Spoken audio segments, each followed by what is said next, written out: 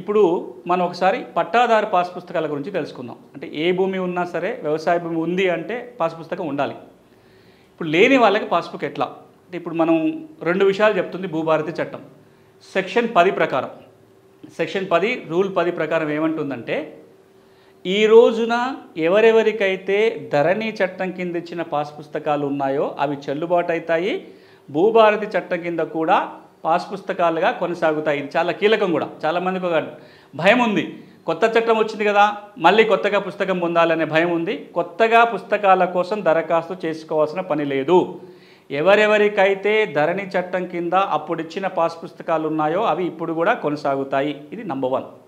రెండోది, ఇప్పుడు కొత్తగా పాస్ పుస్తకాలు కావాలి అంటే నేను ఇంతకుముందు చెప్పిన మార్గాల ద్వారా భూమి వస్తే ఆటోమేటిక్గా పాస్బుక్ వస్తుంది. ఒకవేళ భూభారతిలో ఉండి కూడా పాస్ పుస్తకం కనుక లేకపోతే సెక్షన్ 10 కింద దరఖాస్తు పెట్టుకోవచ్చు.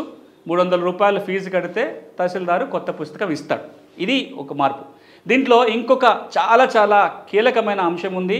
తెలంగాణలో ఉన్న ప్రతి వ్యవసాయ భూమి యజమాని తెలుసుకోవాల్సింది ఏంటంటే, ఇప్పుడు మీ పట్టాదారు పాస్ పుస్తకంలో భూమి వివరాలు ఉన్నాయి తప్ప భూమి పటం లేదు. ఇప్పుడు మీ పాత పుస్తకంలో మీకు భూమి పటం కనుక కావాలి అంటే పటం తెచ్చుకునే మార్గం చెప్తుంది సెక్షన్ 10. ఎట్లా తెచ్చుకోవాలి పటం అంటే, లైసెన్స్ సర్వేల వ్యవస్థ వచ్చిన తర్వాత ఏ భూ యజమాని అయినా తనంతట తానుగా పటం కావాలి అంటే లైసెన్స్ సర్వేర్ ద్వారా ముందు భూమిని సర్వే చేయించుకోవాలి. ఆ మ్యాప్ ద్వారా తహసీల్దార్కి దరఖాస్తు పెట్టుకుంటే మండల సర్వేరు దాన్ని వ్యాలిడేట్ చేసి మీ పట్టాదారు పాస్ పుస్తకంలో కూడా పటాన్ని ముద్రించడానికి ఈ చట్టం అవకాశం కల్పిస్తుంది.